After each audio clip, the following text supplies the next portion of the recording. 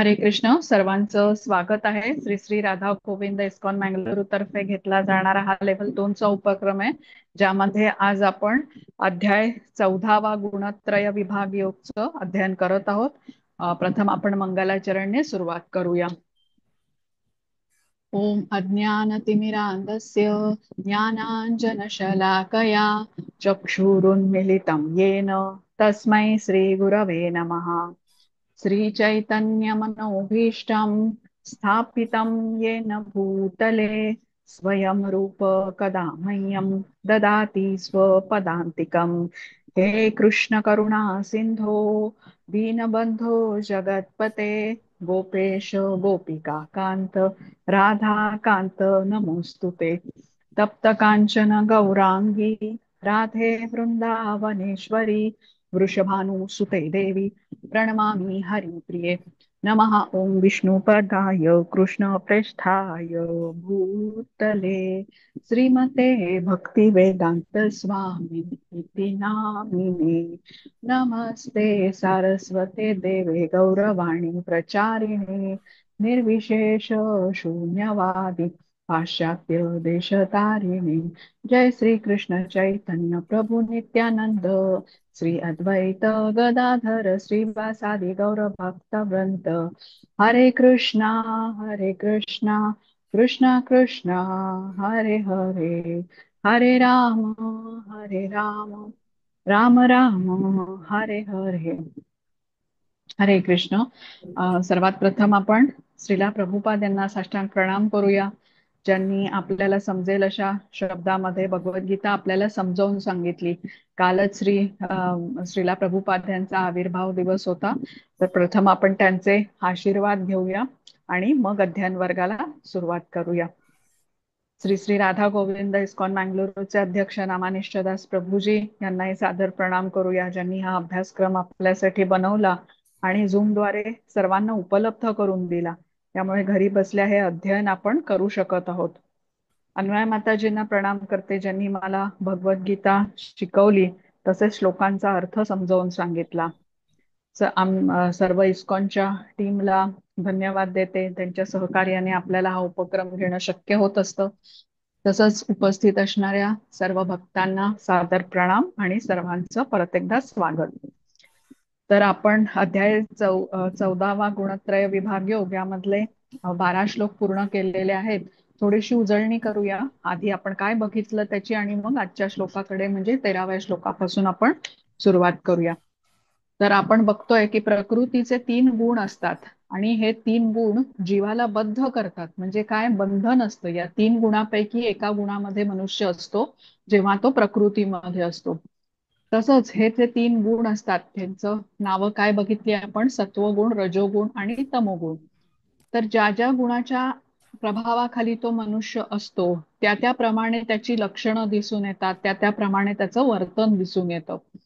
तसंच या 3 गुणापैकी श्रेष्ठ गुण हा कुठला म्हटलाय, सत्वगुण।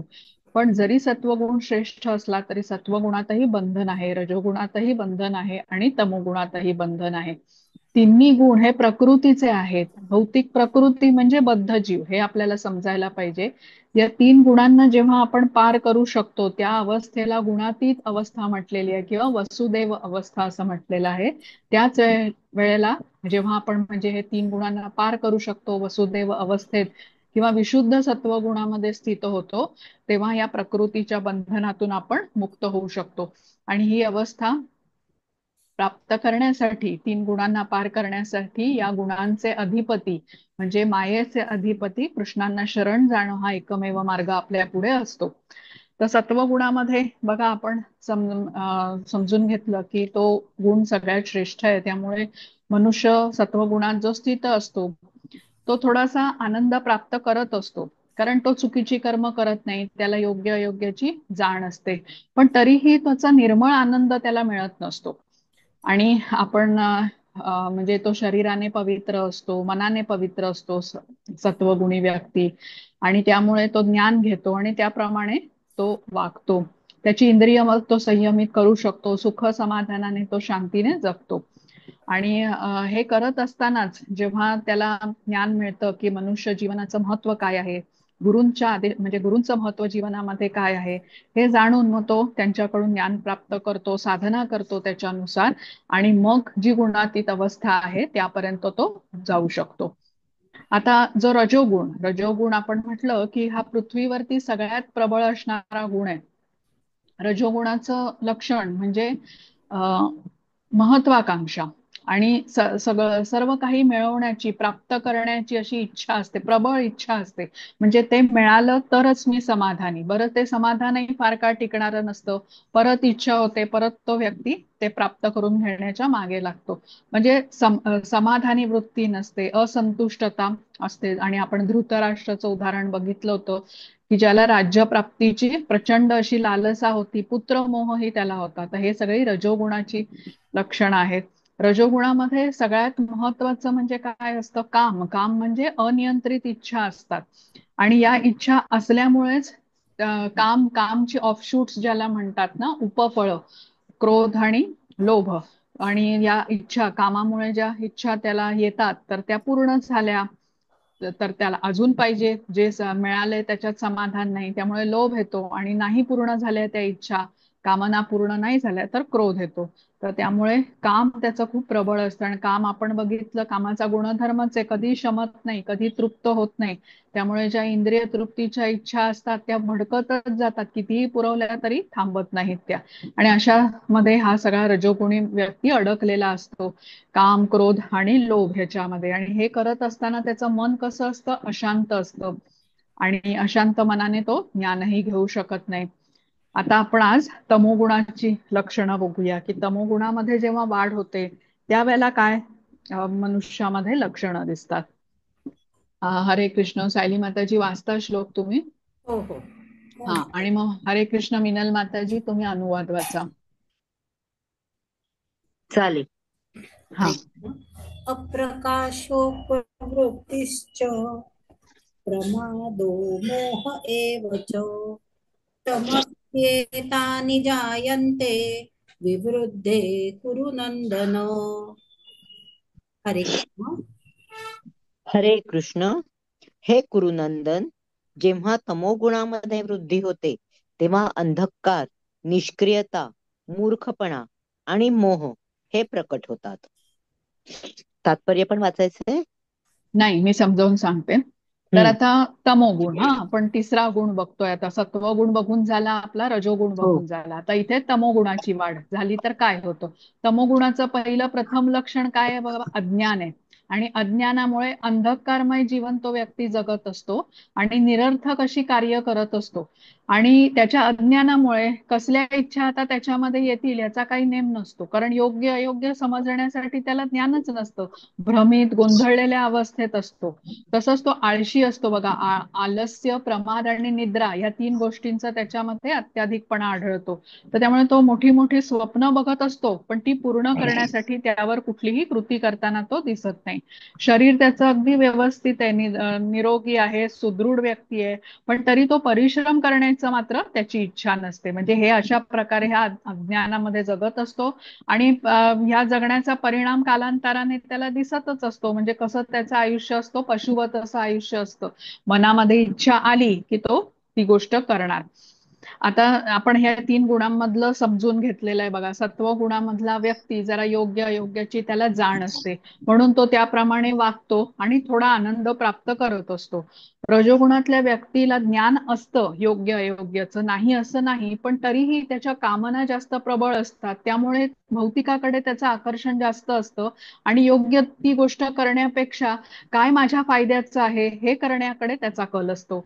आणि तमोगुणातल्या व्यक्तीला अज्ञानच असतं, तर त्यामुळे त्याला योग्य अयोग्य कळत नाही, त्याच्या मनाला जे वाटेल ते तो करून मोकळा होतो.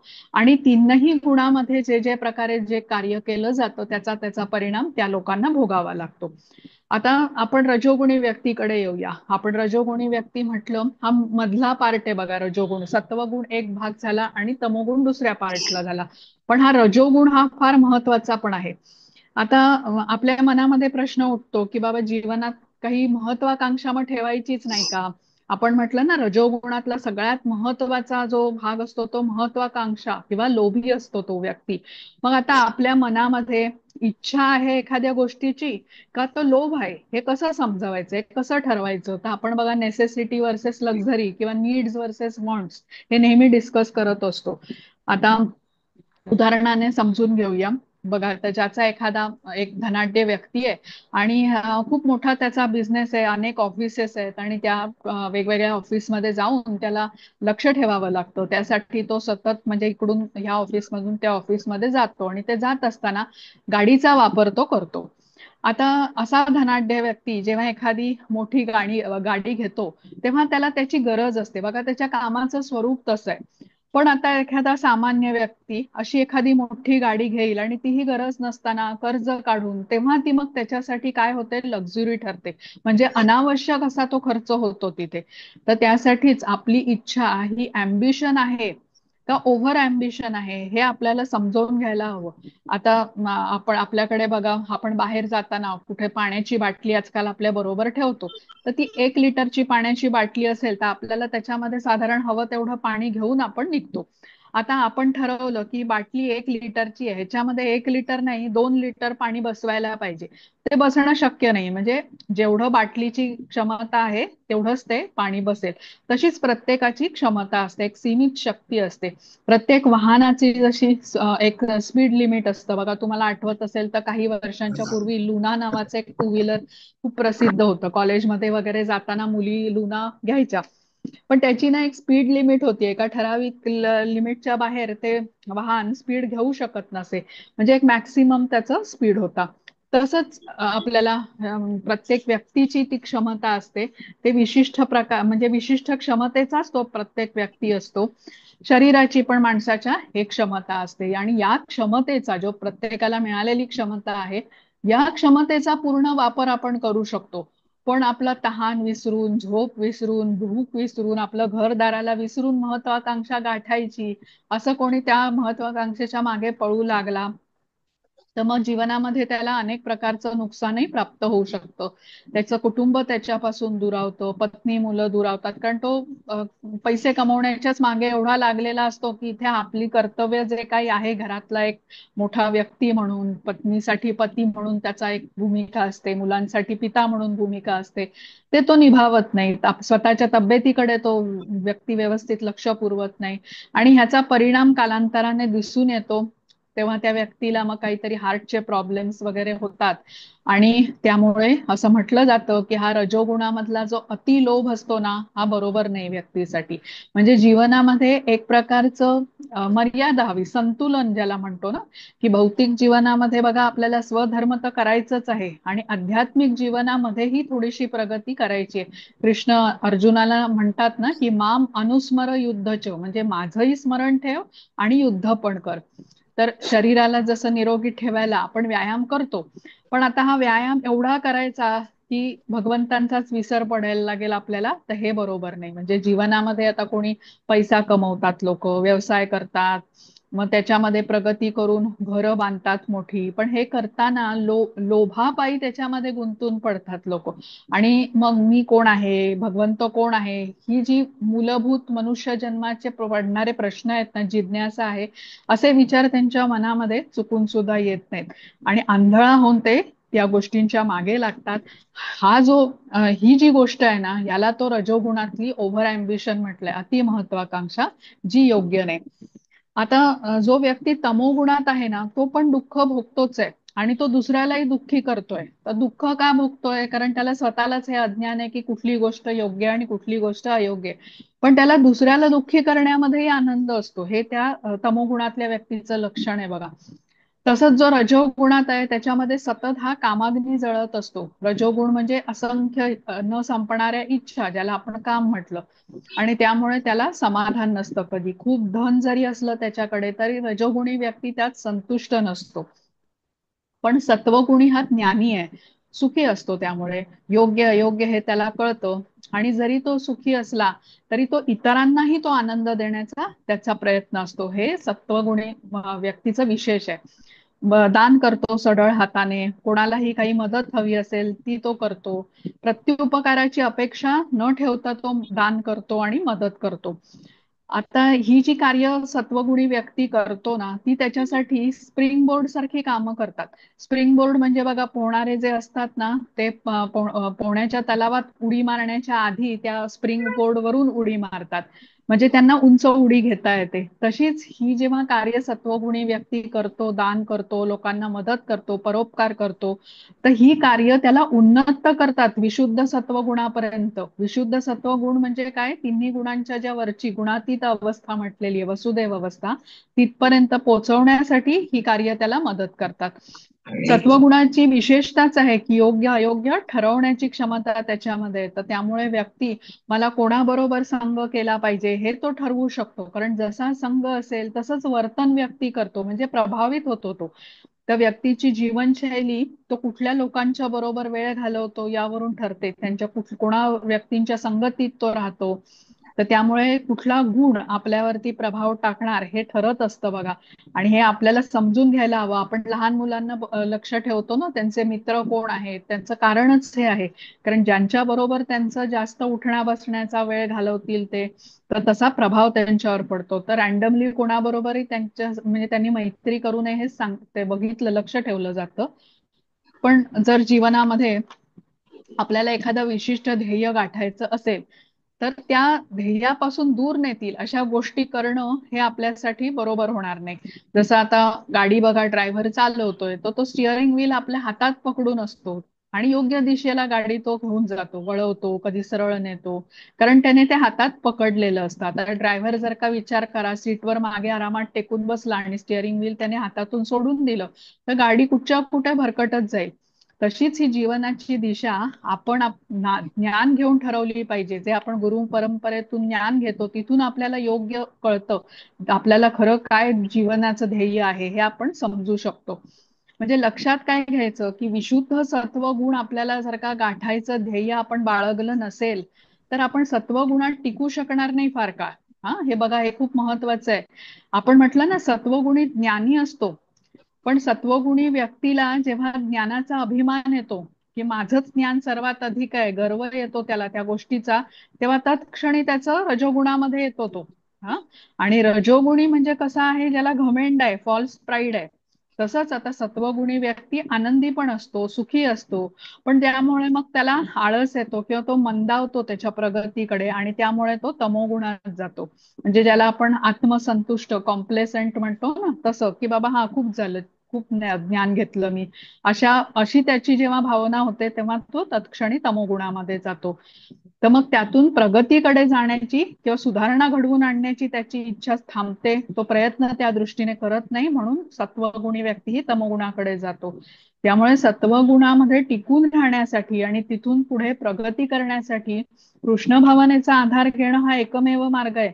नाहीतर त्याचं पतन निश्चित आहे. मग तो रजोगुणाकडे तरी जाईल, नाहीतर तमोगुणामध्ये जाईल, आणि पुढे पशुयोनीत पण त्याचं पतन होऊ शकेल. तमोगुण म्हणजे पुढचा परिणाम आपल्याला कृष्ण सांगणारच आहे. पृथ्वीवरच त्याचा वारंवार जन्म होईल, जन्म मृत्यू जरा व्याधीच्या चक्रातून सुटकाच होणार नाही. पण जर का सत्वगुणी व्यक्तीने कृष्ण भावनेचा आधार घेतला, तर विशुद्ध सत्वगुणापर्यंत तो प्रगती करू शकतो. आणि त्याचा परिणाम म्हणजे कृष्ण म्हणालेले आहेत ना, त्यक्त्वा देहम पुनर्जन्म नैति मामेति सो अर्जुन, म्हणजे त्याचा भगवत धामामध्ये प्रवेश निश्चित होतो आणि मग भौतिक जगात तो परत येत नाही, परतून त्याला पुन्हा इथे यावं लागत नाही.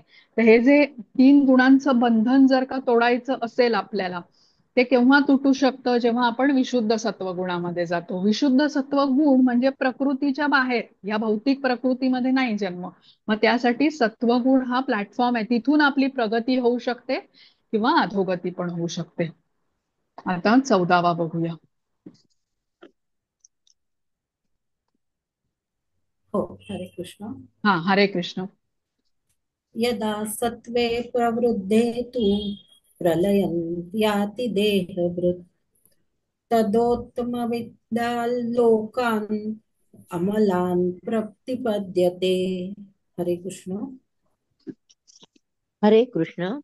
जेव्हा मनुष्याच्या सत्वगुणामध्ये मृत्यू होतो, तेव्हा तो महर्षींच्या उच्चतर पवित्र ग्रह लोकांना प्राप्त होतो. हरे कृष्ण. हरे कृष्ण. आता इथे या श्लोकात काय सांगितलंय की सत्वगुणामध्ये स्थित असलेल्या व्यक्तीला मृत्यू आला तर मृत्यूनंतर त्याला उच्च ग्रहांची प्राप्ती होते. आता जे ऊर्ध्व लोक आहेत, पृथ्वीच्या वरचे लोक, ज्यांना आपण ऊर्ध्व लोक किंवा उच्च लोक म्हणतो, जनलोक, तपलोक, स्वर्गलोक, महरलोक आदी, या ठिकाणी जाऊन तो दैवी सुखाचा उपभोग घेऊ शकतो सत्वगुणी व्यक्ती मृत्यूच्या नंतर. आणि सत्वगुण हा रजोगुण आणि तमोगुणापेक्षा श्रेष्ठ आहे, म्हणजे ह्या तीन गुणामधला हा शुद्ध गुण म्हटला गेलाय. आणि भौतिक जगातला सर्वाधिक सत्वगुण म्हणजे सर्वाधिक शुद्ध गुण म्हणजे सत्वगुणच आहे. पण त्यामुळे सत्वगुणी व्यक्तीला जेव्हा मृत्यू येतो तेव्हा मृत्यूनंतर मग त्याला महान भक्त किंवा थोर महर्षी जिथे निवास करतात अशा ऊर्ध्व किंवा उच्च लोकांमध्ये उन्नती मिळून तो तिथे काही काळ राहू शकतो, हे आपल्याला सांगितलंय. पण आपल्याला आता भगवद्गीतेमध्ये समजतं की स्वर्गलोक हा कसं आहे, तात्पुरती व्यवस्था आहे. हो ना, म्हणजे तिथे पुण्यांचा संचय क्षीण झाला की परत व्यक्तीला मग भूलोकामध्ये किंवा मर्त्य लोकामध्ये पाठवलं जातं. तिथे परत तो कर्म करतो, त्याच्या कर्मानुसार इच्छेनुसार परत ठरतं की त्याची गती काय होते. म्हणजे जरी सत्वगुणी असेल तरी तो भौतिक जगातच अडकलेला आहे. मग पृथ्वी ते उच्च लोक, उच्च लोक ते पृथ्वी, असाच त्याचा प्रवास चालू राहतो. आता आपण 15वा श्लोक बघू. हा, आता रजोगुणातल्या व्यक्तीचं भवितव्य पुढे काय आहे ते सांगितलंय. हा, हरे कृष्ण. हरे कृष्ण. रजसी प्रलयन गत्वा कर्मसु संगीषु जायते तथा प्रलीनस्तमसि मूढयोनिषु जायते. हरे कृष्ण. हरे कृष्ण. जेव्हा मनुष्याचा रजोगुणामध्ये मृत्यू होतो तेव्हा तो सकाम कर्मांमध्ये संलग्न झालेल्या मनुष्यात जन्म घेतो, आणि जेव्हा तमोगुणामध्ये मृत्यू होतो तेव्हा तो पशुयोनीमध्ये जन्म घेतो. हरे कृष्ण. हरे कृष्ण. आता या श्लोकामध्ये रजोगुणी व्यक्ती आणि तमोगुणी व्यक्तीचा पुढे काय भविष्य होणार ते सांगितलंय. तर रजोगुणी व्यक्ती त्याच्या अनेक इच्छा पूर्ण करण्यासाठी परत पृथ्वीवरती जन्म घेतो. जन्म घेऊन सकाम कर्म करतो, कारण त्याला काय लाभ प्राप्तीची भौतिक लाभ त्याला पाहिजे असतात, तर त्यामुळे सकाम कर्म करतो तो. आणि तमोगुणी व्यक्ती अज्ञानामुळे मनुष्य जीवनाचा वापर पशुवत जगण्यासाठी करतो, त्यामुळे मृत्यूच्या नंतर त्याला पशुच्या योनीमध्ये जन्म घ्यावा लागतो. आता बघा, कित्येक लोकांचा असा गैरसमज असतो की आता माणसाचा जन्म आपल्याला मिळालेला आहे आणि मृत्यूच्या नंतरही आपल्याला माणसाचाच जन्म मिळणार, पण असं नाहीये. मनुष्य जन्मामध्ये आपण काय कर्म करतो यावरून पुढचे जन्म आपले ठरत असतात, कुठल्या व्यक्तीला कोणता जन्म मिळेल असं. तर रजोगुणी व्यक्ती जर का सद्विवेक बुद्धीने वागला तर तो सत्वगुणामध्ये प्रगती करू शकतो. पण अतिलोभाच्या आहारी गेला तर तो तमोगुणी बनतो आणि मग पुढे पशुवत जन्म जगण्यासाठी त्याला मृत्यू नंतर तशा प्राण्यांच्या शरीरामध्ये जन्म घ्यावा लागेल. आता पतन होणं म्हणजेच प्राण्यांच्या शरीरात जन्म घेणं, कारण असा जन्म प्राप्त झाला की त्याच्या दशा वासना असतील मनुष्य जीवनामध्ये, जशी कर्म असतील त्याप्रमाणे त्याला त्या त्या प्राण्यांच्या शरीरात जन्म मिळेल.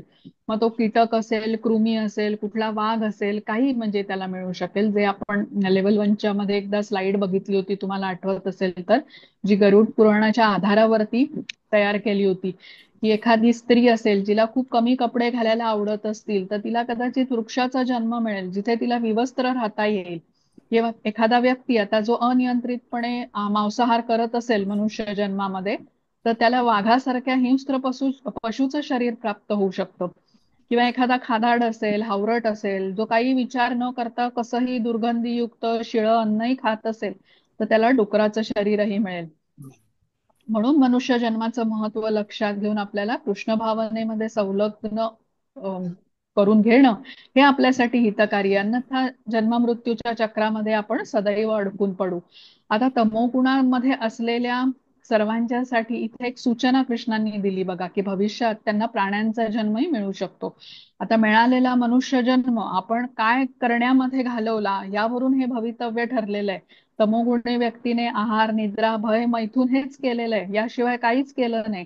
मग कृष्ण काय म्हणतात की आहार, निद्रा, भय आणि मैथुन हेच तुम्हाला करायचंय ना, मग प्राण्यांचा जन्म घ्या, तिथे तुम्ही ह्या मनुष्य जन्मापेक्षा अधिक चांगल्या प्रकारे हे आहार निद्रा भय मैथून करू शकता. बघ आता आहाराबद्दल बघूया. हत्ती केवढा आहार घेतो तेवढा आपण मनुष्य म्हणून खाऊ शकत नाही. किंवा गाय म्हैस आहे, बकरी आहे, दिवसभर चरू शकतात, मनुष्य म्हणून आपण तेही करू शकत नाही. फार फार तर आपण अर्धा तास बसून भोजन करू, त्यानंतर नाही करू शकणार.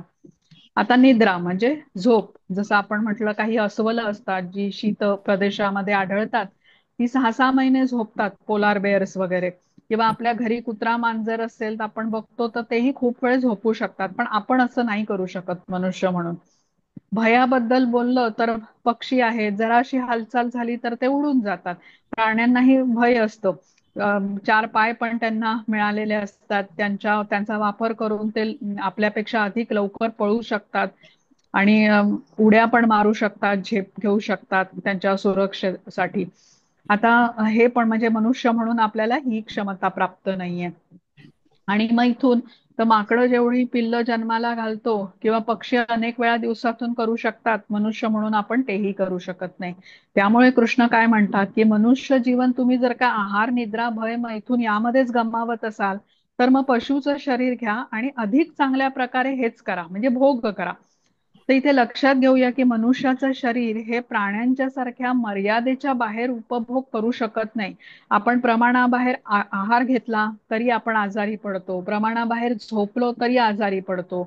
आणि मनुष्याने कितीही प्रगती केली बघा, टेक्नॉलॉजीमध्ये प्रगती केली खूप, म्हणजे आपण गेल्या काही वर्षामध्ये मेडिकलच्या फील्डमध्ये, इंजिनिअरिंगच्या फील्डमध्ये आपण झालेली प्रगती आपल्या डोळ्याने बघतोय. मोबाईलचं तंत्रज्ञान वगैरे नवीन नवीन उपकरणं येताना आपल्याला दिसतात. पण ही सगळी प्रगती जरी झाली, ती वापरून मनुष्याने कितीतरी सुखसोयी जरी निर्माण केल्या स्वतःच्या शरीरासाठी, तरी इंद्रियाच्या उपभोगाची क्षमता मनुष्य वाढवू शकलेला नाहीये. म्हणजेच आहार निद्रा आणि भय मैथून यासाठी मनुष्याचं शरीर बनलेलं नाहीये. असे भोग केल्याने क्षणिक आनंद जरूर प्राप्त होईल, पण त्याहून अनेक पटीने नंतर मग दुःखच प्राप्त होतं. आपण 5व्या अध्यायातला जो 22वा श्लोक बघितला होता, येही संस्पर्शजा भोगा दुःख यो न एवते आद्यंतवंत कौंतेय न ते रमते बुधा. जिथे कृष्ण काय म्हणतात की इंद्रियांपासून मिळणाऱ्या सुखांना आरंभ आणि अंत असतो, म्हणून बुद्धिमान मनुष्य या इंद्रिय सुखांमध्ये आनंद घेत नाही. पण रजोगुणी आणि तमोगुणी इंद्रिय सुखांच्या मागेच सतत असतात आणि त्यामुळे ते अधोगतीकडे जातात. एकच मिनिट द्या मला.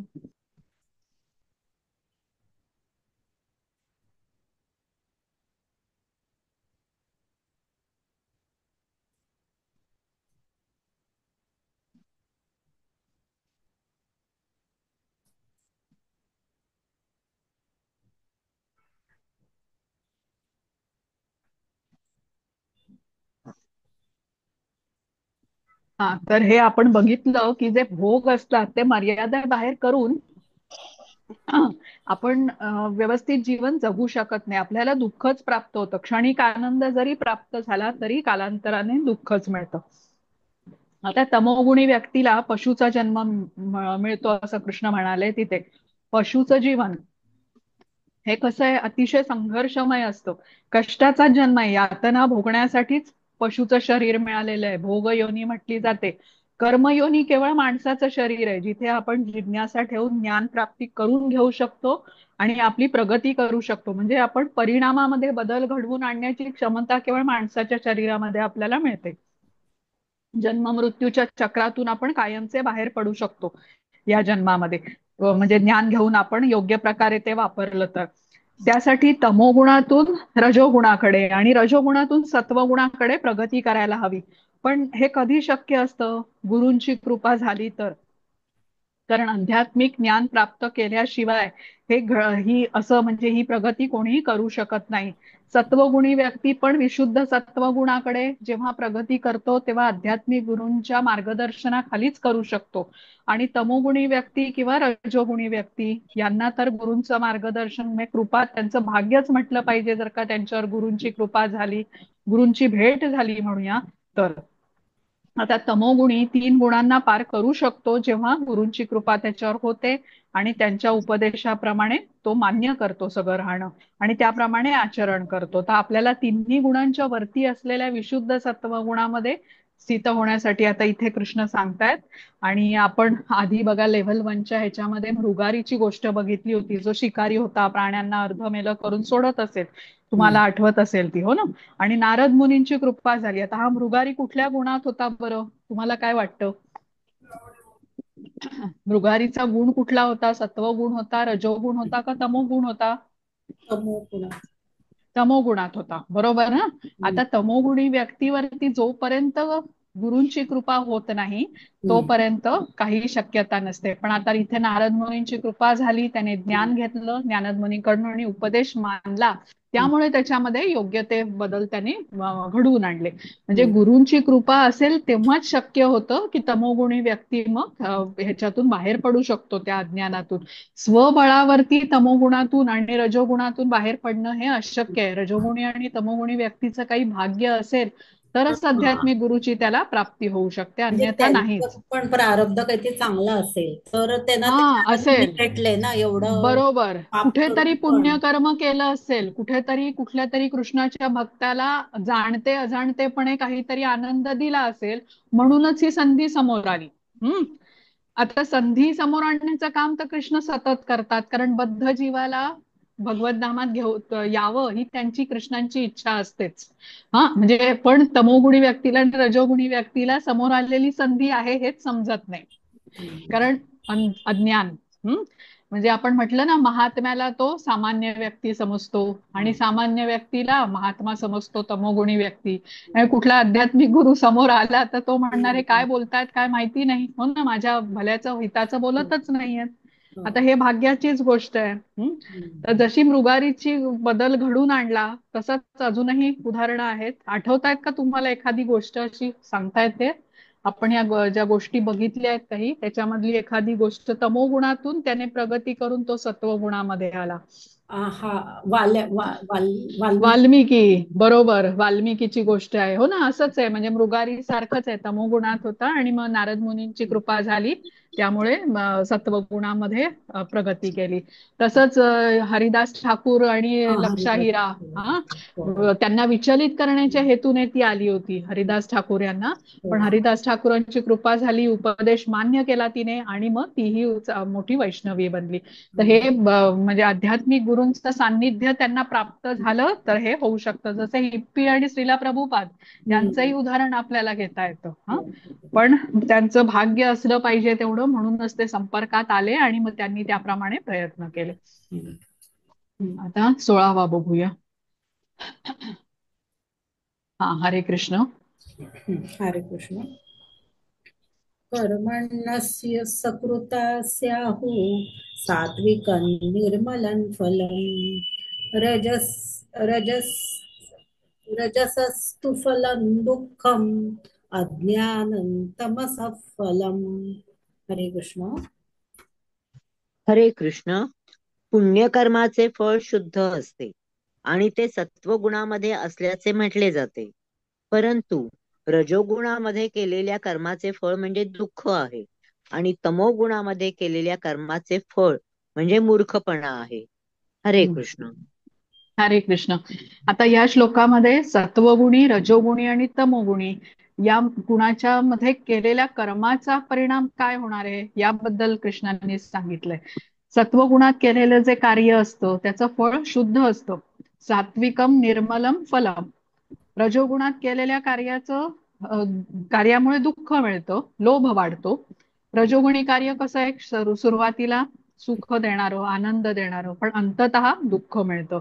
आणि तमोगुणात केलेल्या कार्याचं फळ हे दुःखच दुःख असतो. रजोगुणी लोकांचा आहार बघा, वडे आहेत, तळलेल्या गोष्टी आहेत, पापड, लोणची वगैरे असं त्यांना खायला खूप आवडतं, तिखट पण पदार्थ. माताजी आपल्याला पण हा म्हणजे रजोगुण प्रबळ आहे ना हो, पृथ्वीवरती, तो आहे. म्हटलंच जातं. हा पण आता कसं खायला बरे वाटतात, तिथे बघ हे म्हटलेलं लिहिलेलं पटलं की नाही आपल्याला, की सुरुवातीला सुख आणि आनंद पण हो, कालांतराने बरोबर आहे. दुःख. नंतर हा तरी असं होतं. हा आता हे ज्ञान घेऊन जर का आपण बदल करून आणला तर मग आपल्याला योग्य ठरेल, हो ना. म्हणजे आपण हेच ते शिकतोय ना. कंट्रोलच आहे नाही का. हा आणि बरोबर आहे, याच्यावर कंट्रोल आहे. कंट्रोल करणे हेच एक काम आहे. आणि कंट्रोल कधी होईल, जेव्हा आपलं ते ध्येय ठरलेलं असेल. म्हणजे आपण म्हटलं ना, रजोगुणी व्यक्तीचं कामनापूर्ती हे ध्येय जर का असेल, हम्म, तर तो रजोगुणी तेच पूर्ण करणार. त्या सत्वगुणाकडे तो वळणारच नाही. हम्म, इंद्रिय तृप्तीमध्येच राहील. इंद्रिय संयमन कधीही करणार नाही. तो हम्म, संयमन कधी करेल, जेव्हा त्याचं ध्येय कृष्ण प्राप्ती हे असेल. हम्म, कळलं का? हे महत्वाचा पार्ट आहे. नाहीतर बाय इटसेल्फ रजोगुणी व्यक्ती हम्म, कधीही हम्म, इंद्रिय संयमन करण्याच्या ह्याच्यात जाणार नाही. तो हम्म, मार्ग अवलंबणारच नाही. तो हा, त्याच्यातच आनंद मानेल. दुःख झालं हम्म, तरी चालेल, पण मी तेच करणार. हम्म? हम्म, हा. हम्म, आणि तमोगुणात केलेल्या कार्याचं फळ हे दुःखच दुःख आहे. जसं लोक नशा करतात, दारूच्या आहारी जातात. हा, हे हम्म, सगळं म्हणजे अज्ञानामध्ये केलेलंच कार्य आहे. हम्म, आता सत्वगुणी कसा आहे, ज्ञानी आहे, हम्म, बुद्धिमान आहे, त्यामुळे चुकीची कर्म तो करत नाही. पण हम्म, त्याने केलेल्या पुण्यकर्माची फळं म्हणजे शुद्धच असतात. पुण्यकर्म केल्यामुळे त्याचा परिणाम म्हणून त्याला उच्च लोकाची प्राप्ती होते. हे आपण आधीच्या श्लोकात बघितलं. पण रजोगुणी हे लाभ प्राप्तीच्या हेतूने भौतिक कार्य करत असतात. आणि लाभ हे भौतिक स्वरूपाचेच असतात. त्यामुळे तात्पुरता आनंद देणारे असतात. भौतिक जगातल्या सगळ्या गोष्टी ह्यांना हम्म, आरंभ आणि अंत असतो. जसं भौतिक जग हे अशाश्वतच म्हटलं जातं, हम्म, तसंच तिथल्या सगळ्या गोष्टी या अशाश्वत स्वरूपाच्या असतात. म्हणजे आता कोणी खूप परिश्रम करून मोठं घर बांधलं पैसे कमवून, तरी त्याचा आनंद, त्याचं सुख हे तात्पुरत्या स्वरूपाचंच आहे. काही काळ टिकणारच आहे. मग ती हम्म, नवीन गाडी असो, नवीन घर असो, सेम आहे त्याचं. आता मोठं घर बांधायला मोठी संपत्ती पण लागते. ती कमवण्यासाठी त्या व्यक्तीला कठोर परिश्रम करावे लागतात. म्हणजे दुःख आहेच. अनेक गवंडी आहेत, कामगार आहेत, हे मिळून ते सगळं घर बांधतात. त्यांनाही शारीरिक परिश्रम करावे लागतात. म्हणजे तिथेही दुःख आहे. तर रजोगुणी कार्य हे भौतिक लाभप्राप्ती करण्यासाठीच केलं जातं. आणि मग त्या व्यक्तीला त्यामुळेच त्याची आसक्ती तिथे असते. हम्म, कठोर परिश्रम त्याने केलेले असतात. त्यामुळे माझं घर, माझी जमीन, माझी गाडी हे असं तात्पुरत्या स्वरूपाचं असं त्याचं, पण शेवटी ते निष्फळ ठरतं हे आपल्याला कळतं. तमोगुणी अज्ञानातच कार्य करत असतो, ज्ञानच नाही. तर त्यामुळे त्याला ही बुद्धीच नसते की योग्य काय आणि अयोग्य काय, भ्रमितच स्वरूपात असतो. त्यामुळे आत्ताही वर्तमानात दुःख भोगत असतो. जसं बघा दारूचं व्यसन, ते आत्ताही दुःख भोगतात, भविष्यात तर दुःखच दुःख त्याला प्राप्त होतं. आता मुळात मांसाहार याबद्दल आपण जर का म्हटलं, हम्म, तर हा माणसाच्यासाठी नाहीये बघा. माणसाच्या शरीराची रचना ही तशी मांसाहारासाठी योग्य नाहीये. वाघ आपण म्हटलं, वाघ जंगलात राहणारे जे हिंस्त्र पशु असतात ते मांसाहार करतात. किंवा कुत्रा, मांजर यांच्यासारखे प्राणी पण मांसाहार करू शकतात. कारण त्यांच्या शरीराची रचना तशी असते, त्यांची क्षमता असते, पचन संस्था त्या प्रकारे असते, त्यांचा जबडा म्हणा, त्यातले दात म्हणा, जीभ पण, हे सगळं त्या मांसाहार करायला पूरक अशा त्या गोष्टी असतात. वाघाचंच बघितलं तर त्याची नखं असतात बघा. तो शिकार करताना आपल्या त्या नख्यांचा वापर करतो. त्याची सुळ्याची लांबी अशी एक वेगळी असते मनुष्याच्या पेक्षा. त्यामुळे झेप घेऊन प्राण्यावरती जेव्हा तो हे करतो, अटॅक करतो, तर त्यावेळेला आपले सुळेच त्यांच्यामध्ये तो रुतवून त्या प्राण्याचा वध करतो. पाठलाग करण्यासाठी लागणारी शक्ती, डोळ्यांची, कानांची क्षमता, हे सर्व म्हणजे शिकार करायला त्याला पूरक अशा गोष्टी त्या मिळालेल्या असतात शरीराला. आणि या उलट बघा गाय, हो. तिची दात, तिचा जबडा, तिची जीभ, ही तिची पचन संस्था म्हणजे पचनाची क्रिया रवंथ करून खाते, हम्म, हिरवा चारा खाते, गवत खाते, हे सगळं खाण्यासाठी पूरक बनलेलं आहे. तसंच माणसाच्या शरीराची रचना बघा, ही मांसाहार करण्यासाठी बनलेलीच नाहीये. तर वाघाच्या आतड्याची जर का आपण लांबी बघितली, तर माणसाच्या आतड्याच्या लांबीपेक्षा अनेक पटीने ती कमी असते. म्हणजे खाल्लेलं मांस पचन झालं की आतड्याची लांबीच कमी असल्यामुळे पटकन शरीराच्या बाहेर टाकलं जातं. आणि या उलट माणसाच्या आतड्याची लांबी मात्र अनेक मीटर असते. आणि ते अन्न जेव्हा पोटामध्ये त्यामुळे बराच वेळ राहतं. गाईच्या आतड्याची लांबी तर याहून अधिक असते, कारण ती हिरवा चारा खाते, गवत खाते. या सगळ्या हिरव्या चाऱ्यामध्ये असे काही घटक असतात की ज्यांच्या पचन व्हायला वेळ लागतो. त्यामुळे हे पचन सगळं व्यवस्थित हळूहळू होण्यासाठी तिची पचन नलिकेची लांबीच जास्त असते. आणि आपण जसं शिकतोय की 4 नियामक तत्व, त्याच्यामध्ये आपण जाणून घेतलं की मांसाहार केल्याने मनुष्यामधली करुणा जाते. त्यामुळे जी 4 नियामक तत्व आहेत त्यातला हा खूप महत्वाचा नियम आहे की मांसाहार करायचा नाही. आता जो प्राण्यांची हत्या करतो, तो काही त्याला एकमेव तो दोषी नसतो त्या गोष्टीचा. म्हणजे जो त्या हत्येला मान्यता देतो, जो ती हत्या करण्यासाठी मदत करतो, जो हम्म. ते मांस विकत घेतो प्राण्याचं आणि विकतो तोही, तसंच जो शिजवतो, हे हम्म. सर्व पापाचे हिस्सेदार होतात, ते सहभागी असतात त्या पापामध्ये, हे आपल्याला समजलं पाहिजे. हम्म. आणि अहिंसा हा जो गुण आहे, अहिंसा हा भक्तांचा विशेष गुण आहे. भक्तांचं हृदय आपण म्हणतो ना कोमल आहे. आणि त्यामुळे तसंच आपण आता हे बघितलं आधीच्या बहुतेक चौथा श्लोक होता ना या अध्यायातला, की ज्याच्यामध्ये कृष्ण म्हणाले की मी बीज प्रदान करणारा पिता आहे. हो. सर्व योनीषु कौंतेय मूर्तया संभवन्ति याः तासाम ब्रह्म महत योनी अहम बीज प्रदाह पिता. तर याचा अर्थ काय, प्राणी असो, पक्षी असो, वृक्ष असो किंवा मानव असो, आपल्या सर्वांचे पिता हे कृष्णच आहेत. आता भौतिक जगामध्ये आपण म्हणजे आपण वर्तमानपत्रात वगैरे ह्या बातम्या वाचतो की एका भावाने दुसऱ्या भावाची हत्या केली, तर मग आता नियम जे असतील देशाचे त्याप्रमाणे त्याला शिक्षा होते, पोलीस त्याला पकडतात, कोर्टामध्ये खटला दाखल होतो. तसंच हे जे भौतिक जगाचे जसे नियम आहेत तसेच प्रकृतीचे पण नियम आहेत. आणि या नियमांप्रमाणे चांगल्या कर्माची वाईट कर्माची प्रतिक्रिया आपल्याला भोगावी लागते, त्याने आपण बद्ध होतो. आपण ह्याच्यातून आपला बचाव होऊ शकत नाही या कर्माच्या प्रतिक्रियेपासून. आणि सर्व जीव हे कृष्णांपासूनच आलेले आहेत, त्यामुळे कोणाची हत्या करण्याचा अधिकार आपल्याला नाहीये. कुठला आत्मा आता कुठल्या शरीरामध्ये किती काळ राहणार हे कृष्ण ठरवत असतात, कारण प्रकृतीचं हे जे नियमन आहेत हे कोण करतात, कृष्ण करतात. त्यामुळे ही जी योजना आहे कृष्णांची, ह्याच्यामध्ये आपण कधी अवरोध करू नये. आपण कोणाची हत्या केली तर तो म्हणजे त्याचं जे काही पूर्ण जीवन होण्याच्या आधीच आपण त्याचा मृत्यू येतो. त्यामुळे या योजनेमध्ये आपण बाधा आणत असतो. तसंच आता शाकाहाराची पण गोष्ट आपण म्हणतो ना, की आता आपण भाज्या खातो किंवा फळं खातो. आता कुठेतरी त्यांचाही जीवच घेतो आपण. तर जो प्रकृतीचा नियम आहे, जीवो जीवस्य जीवनम, म्हणजे एक जीव दुसऱ्या जीवावरती अवलंबून आहेच, कारण हा नियमच आहे प्रकृतीचा. पण इथे महत्वाचं काय आहे की गरजेपुरताच वापर आहे. उगीचच मनाला येईल तसा अमर्याद वापर करायचा, म्हणजे भाज्या तोडायच्या, फळं तोडायचं असा अर्थ घ्यायचा नाहीये. त्यामुळे शाकाहारामध्ये दोष हा आहेच, म्हणून अन्न प्रथम हे भगवंतांना अर्पण केलं जातं, ज्याने त्यातला दोष निघून जातो आणि मग प्रसाद म्हणून आपल्याला खायला सांगितलेलं आहे. तर म्हणून भक्त हे नेहमी प्रसादच खातात. जे अन्न आता कृष्णांना आपण अर्पण करू शकतो तेच अन्न आपण खायचं, हे भक्तांना सांगितलेलं आहे. त्याच्यामध्ये आता बघा कृष्णांनी म्हटलंय ना 9व्या अध्यायामध्ये स्पष्ट सांगितलंय, पत्रम पुष्पम फलम तोयम या यो मे भक्त्या प्रयच्छति. या 4 गोष्टी तुम्ही मला अर्पण केल्यात प्रेमपूर्वक भक्तिभावाने, त्या मी ग्रहण करतो.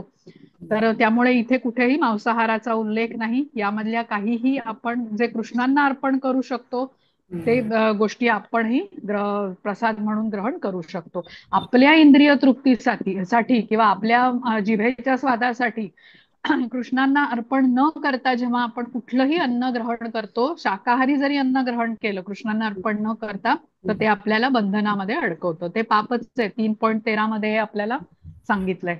एकदा वाचता का मिनल माताजी तो श्लोक? आपण जरा उजळणी करूया त्या श्लोकाची. 3ऱ्या अध्यायातला 13वा श्लोक. हा, हा, एक मिनिट जरा मागे हो जाते. हो हो हो.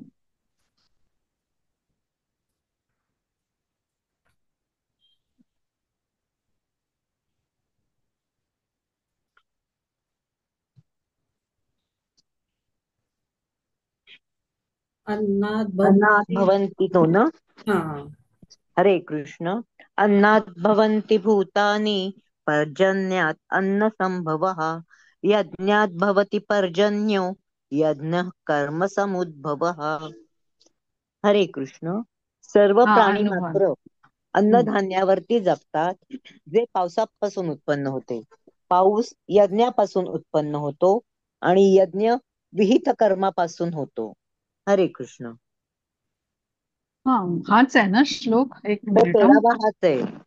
हो पण 13वा हाच आहे, पण त्याचा ह्याचा अर्थ तो नाहीये, हो ना? अर्थ नाही, अर्थ तोच हा, आहे. नाही, नाही अर्थ नाही, एक नाही नाही, मिनिट. त्याच्या नाही, आधीच हाच नाहीये. यज्ञशिष्टान. म्हणजे अन्नात भवंती त्याचाच मी अर्थ वाचला, पण हो आपण जो हो, म्हणतोय त्या दृष्टीने बरोबर. तो मग श्लोक हा नाहीये हा. ना. म्हणजे हम्म, 13वाला हम्म. आधीच आहे, हा यज्ञशिष्ट हा, 12वा आहे, हा, 12वा. हा संतो. यज्ञशिष्टाशिनः. हा. यज्ञशिष्ट. यज्ञशिष्टाशिनः सन्तो मुच्यन्ते सर्व किल्बिषैः भुंजते ते त्वघं पापा ये पचन्त्यात्मकारणात. तेच मला अर्थ त्याचा वेगळा वाटला. हा आपण बोलतो हा एक हा आणि अर्थ वेगळा बरोबर. वाटला. हरे हम्म. कृष्ण. भगवत भक्त हे सर्व प्रकारच्या पापातून मुक्त होतात, कारण ते सर्वप्रथम यज्ञाला अर्पण केलेले अन्न ग्रहण करतात. इतर लोक जे आपल्या स्वतःच्या इंद्रिय भोगाकरिता भोजन बनवितात, ते खरोखर केवळ पापच भक्षण करतात. हा इथे आता म्हणून आपल्याला रोज नैवेद्य दाखवून हे हा करायचं आहे. हा कारण दोष हा आहेच अन्नामध्ये. जरी शाकाहारी अन्न म्हटलं ना हम्म, तरी हम्म. हम्म. त्याच्यामध्ये दोष आहेच. म्हणूनच कृष्ण आपल्याला सांगतात की हा दोष जर का काढायचा असेल तर अन्न प्रथम भगवंतांना अर्पण केलं पाहिजे, नाहीतर आपण त्या बंधनामध्ये अडकतो. आणि हम्म. माताजी दुसऱ्या अध्यायातला जो 19वा श्लोक आहे ना त्याचं हा, तात्पर्य वाचा. हम्म? हा.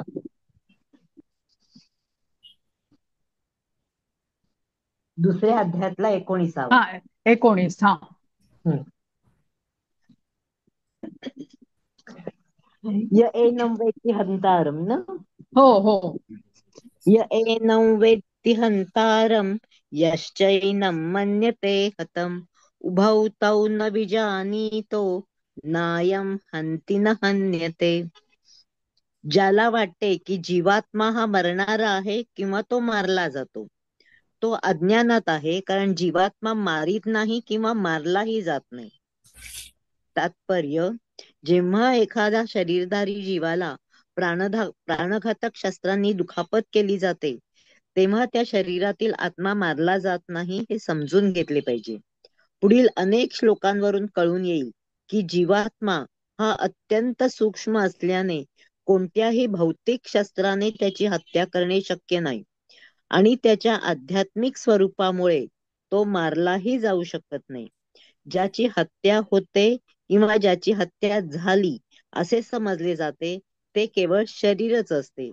तथापि ही गोष्ट शरीराच्या हत्येला मुळीच उत्तेजना देत नाही. मा हिंस्यात् सर्वभूतानि, कोणाचीही हिंसा करू नका, हा वैदिक आदेश आहे.